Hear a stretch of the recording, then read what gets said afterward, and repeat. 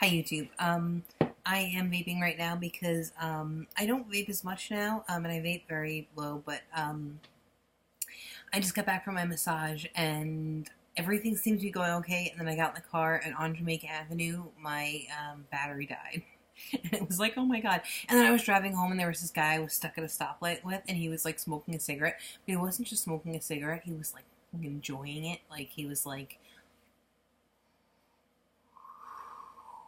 And it was driving me crazy, but I was almost home. So then I got home and I went to go switch the tops, and I have it plugged in because I can't get the top off of this one. Sometimes it just decides it wants to come off when it wants to come off, so for now I have to pass through. But the reason why I wanted to make this video, the real reason why I'm always coughing, was because I just got back from my massage. And when I went last week, it was like kind of much closer to the drain issue, and we really didn't know what was going on, and a doctor had said that I had seroma. And I'm going to do a longer video. I want to really do some kind of real talk for people who are going through this experience, wherever it is they're traveling to, because I think it doesn't matter. Because there are things, and I have to say, mea culpa. I remember at the recovery house, people talking about getting massages, and I'm like, oh, I'm going back to America where I have doctors, and I'm just going to get treated by American medicine. And now I understand that was the wrong answer. I am pro-medicine, I am pro-science, obviously, but in my experience, which was not great when I returned, no matter what happens, anybody you see is going to assume that you're dying, that you've contracted some terrible tropical infection in the Dominican Republic, that, you were operated on in a shack with a knife, and they don't realize that it's a pretty well-developed country with the same technologies we have and a booming plastic surgery sector.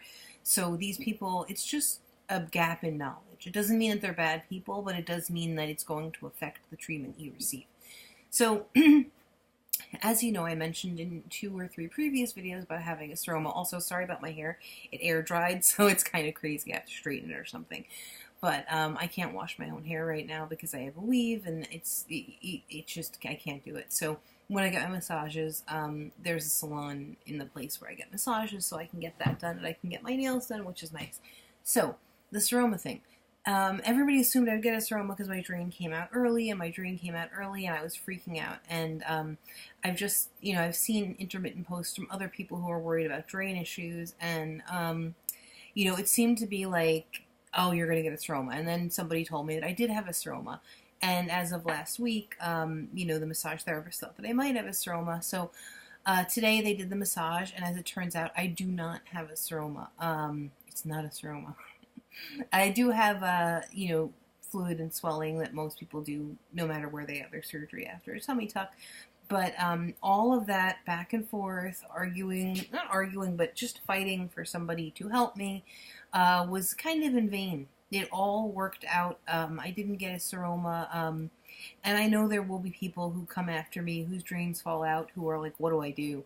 And people were giving me the names and numbers and contacts of post-op massage people in New York City, and I'm on Long Island, so I was reluctant to go out. But to be honest, if I had immediately gone out for a massage and gone for more massages instead of spending time chasing doctors down who ultimately weren't going to help me, I would have saved a lot of time, a lot of money, and a lot of tears.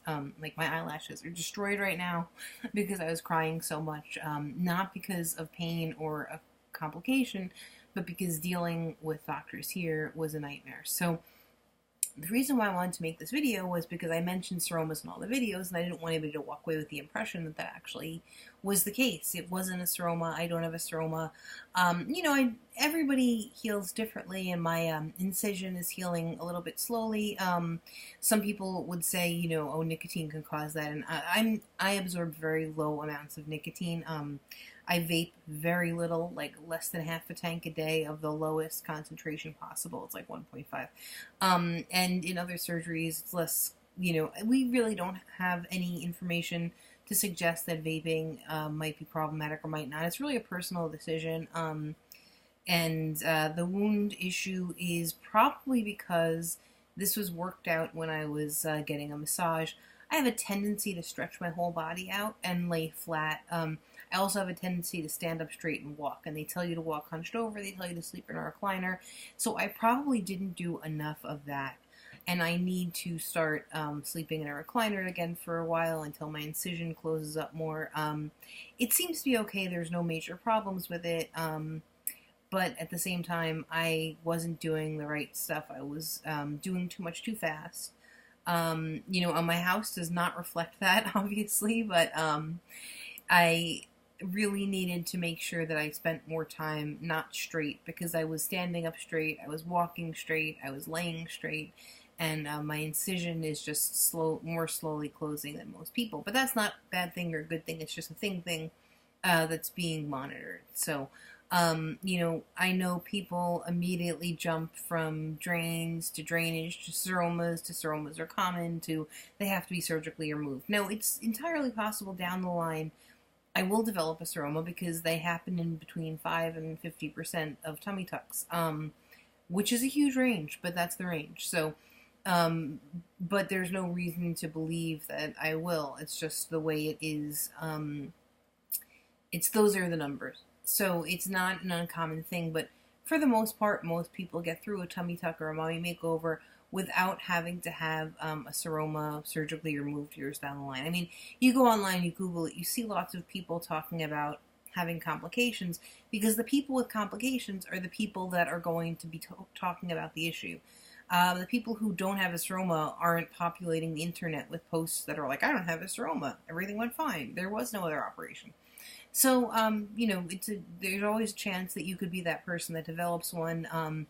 It's not related to any country or any particular surgeon. Surgeons are aware of this complication, and because of the surface area involved in mommy makeovers and tummy tucks, there's a higher rate of seroma development. And then also it can be problematic because of the fact that tummy tucks and all those things are elective and not, related to like knee surgery or whatever. But in the end, my drain came out early. It did cause problems in the beginning. I've had some leakage, which is normal, but I did not develop a seroma as of now. I was looked at today by a massage therapist who does post-op patients, and, she said this isn't a seroma, it's just spread out, just keep doing compression, drink as much water as possible, flush it out. I've seen conflicting information, mostly among patients. Now, patients will say, I stopped drinking water because I didn't want to develop a seroma. And the idea and the thinking behind that, I believe, is you can kind of starve it of fluid. But your body, it does its own prioritizing. So when you have these surgeries, any surgeries, like, but we're talking about these surgeries, wherever the skin splits from the body temporarily, parts of it need to knit back together, and until it's knit back together, and that can take months or weeks or whatever, it depends on how fast you heal, your body's going to divert fluid there. It's to pad it, to protect it, to whatever. I'm not really sure why your body does that. It's the same as a blister in essence. It's called serous fluid, which is why a seroma is a seroma. It's a pocket of serous fluid. And there's nothing you can do to outrun it. You can't take a diuretic, and I mean, diuretics may or may not help. I don't know. I'm not a doctor, but you can't, get around the fact that your body is going to produce this fluid and send it to the areas of trauma until your body decides, independent of your brain, that your injury is okay and it doesn't need to send fluid anymore. And that can take a long time for some people, not a long time for other people. As of now, I think that other than the area that we looked at today, swelling is not a major, huge issue for me. I don't want to take my faja off. I wear it all the time. I think that is a really important element. I don't know why that hasn't made it into the care protocol in the United States, just because if you're wearing a very firm compressive garment, there's really no place for the swelling to keep going. You can't it has nowhere to go. So it really holds everything together. So I just wanted to update and say that I don't have a seroma. I was worried for nothing, and I don't want anybody to do what I did if it's avoidable. Obviously, if you're ill, if you have reason to believe that losing a drain early has caused an infection, if you just feel more comfortable seeing the doctor, all of those things, definitely, it's up to you. Go see a doctor if that makes you comfortable. But at the same time, I would say this, unless you have somebody who's saying to you, I believe you need the drain for longer, although I'm not your surgeon, I'm willing to place a drain under ultrasound guidance, come in and we'll do that procedure, then you're wasting your time, because there's nothing that they can or will do for that. And massages can, especially if, you lose a drain, you can drain from where the drain was. So massages can help that. And, other than that, swelling, also, I don't really know how necessary massages are. One plastic surgeon here told me that they are helpful in recovery. So there's no consensus on it, but I know that there are dolls that come from remote areas for surgery, and they don't have somebody nearby. They don't live next to Queens, where there's a lot of Faja stores and things like that. It's a hassle for me to get into Queens from Babylon, but that's neither here nor there. The point is, I think if you go home to a place where you can't get massages, you'll do fine. I think that, you can intermittently maybe be seen by somebody to see if you're developing fibrosis or anything like that from the surgery. But for the most part, in the United States, when they do liposuction, tummy tucks, and all of those things, a lot of patients don't get massages, and they do okay. So they can help, but I don't think that, you should sit around feeling terrified. That's really the theme of this video, is that, and this will be something I talk about more in my US versus Dominican Republic video, is that, don't be terrified all the time. One of the things the massage therapist I saw, I took her card to show you, and then I put it in my bag, and my bag is like a black hole. I go to Lily in Woodside on Jamaica Avenue, and she's great. She said everybody who comes in here thinks they're dying. And after having seen doctors in the United States a bunch of times last week, I completely understand why. I'm a person who understands medicine, understands science. To the side of the point, I had a sick child. My son is healthy now, but when he was an infant, he was very, very ill. He had a very rare blood disease. So I spent 2 or 3 years in the hospital, just as his mother with him and all those things. And I just wanted to say, I do understand when doctors talk, I know what they're saying.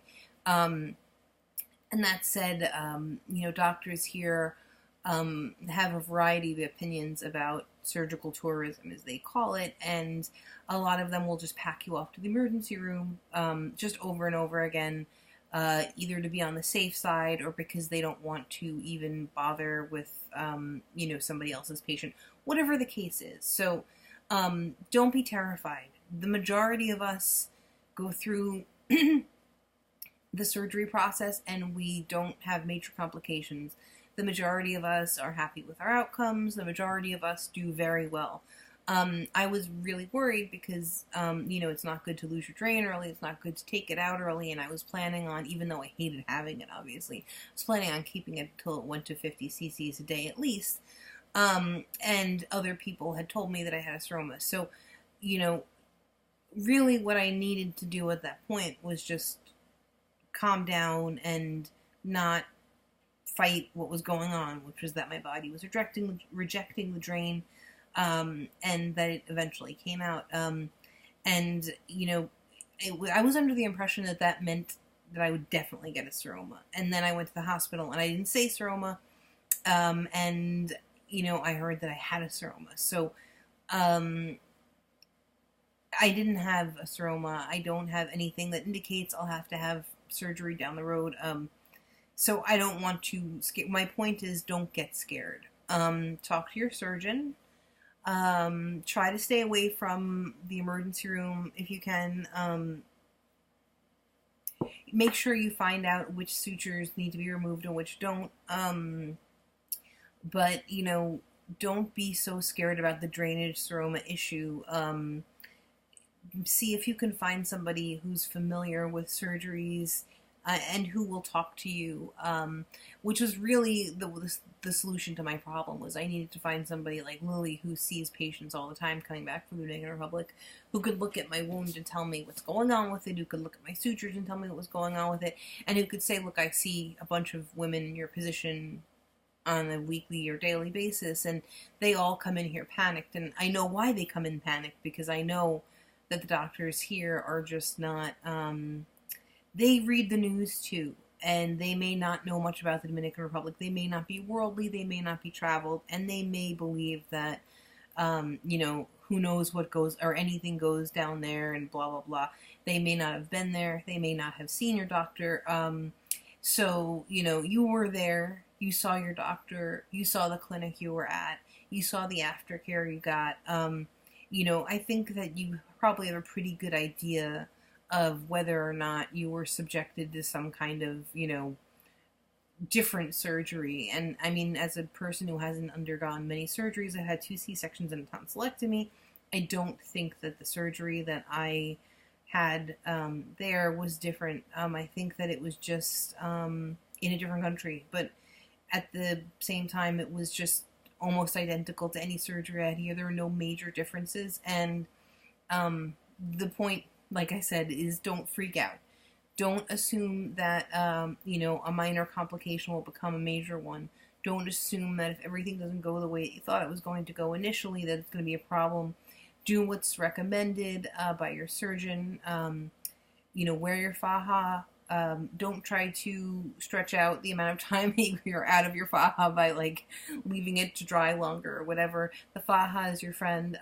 Getting into the stage 2 faja finally after I got a new one changed a lot for me. The stage 2 faja really compresses so much differently than the stage 1, but because of my drain and because of my wound, I didn't get into it as early. So stay in your faja, drink lots of water to flush the swelling out. That is universally considered to be good advice, I believe. And, before you let somebody here scare you, try to find somebody who knows what you're dealing with and what they're dealing with, because chances are you're just fine. So, I mean, as far as, drain mishaps go, I was still draining over 100 cc's when I lost my drain. I was pretty early on, and I still needed it for 2 weeks, and I'm okay. And I didn't see many stories like that where somebody lost a drain or whatever the case was, and they were at a risk for a seroma, and it was okay. Right now, I'm okay. I don't think that it's going to be bad. I hope it's not going to be bad. But I have no reason to think that that I'll develop a seroma from this point. I think I'm out of the zone of where I was producing more lymph than my body could, excrete. So, this is a really long video for a really short subject, but, if you've lost your drain, I hate to break it to you, but fixing it is going to be almost impossible, especially if your surgeon is far away. Even if your surgeon is here, losing your drain means probably that you're going to have to find a way to cope without it. Manual drainage is something that, people who had surgery in the Dominican Republic are recommended. It's up to you if you want to do that, but, it could help relieve and alleviate the swelling that you will have on top of what's normal because of the drain loss. But if your drain breaks, don't freak out. My drain did break. It didn't turn into what appears to be a seroma. I do have some swelling, but at this point, I think I'm leveling off to where everybody else is. And it was a lot of anxiety and a lot of running around and a lot of, trying to find somebody to help me when I could have put that time into getting a massage and going back to my kids or going back to my house and, recovering. So, if you have any questions about this particular issue, about drains, about what I did, and it's a longer story, and I'll talk more about experiences with healthcare coming back, but it wasn't a seroma, and that was the point that I wanted to make. I know people who probably, who watch my videos, might be like, oh, well, this one person I know had a seroma, and that's a complication, and I actually didn't have a seroma, so Thank you for watching, and if you have any questions, as always, or if you want me to do a video on something specific, just let me know. And I do plan on doing that longer video I keep talking about healthcare experiences here, because I really think that's one of the most important things that dolls need to know, is that I assumed I would come home and be in good hands, and that really wasn't the case. And if I could go back and do things over again, I probably would not have followed up with any American doctors unless there was a catastrophe, and I would have dealt with the drain on my own. So thank you for watching, and ask me any questions, and thanks again.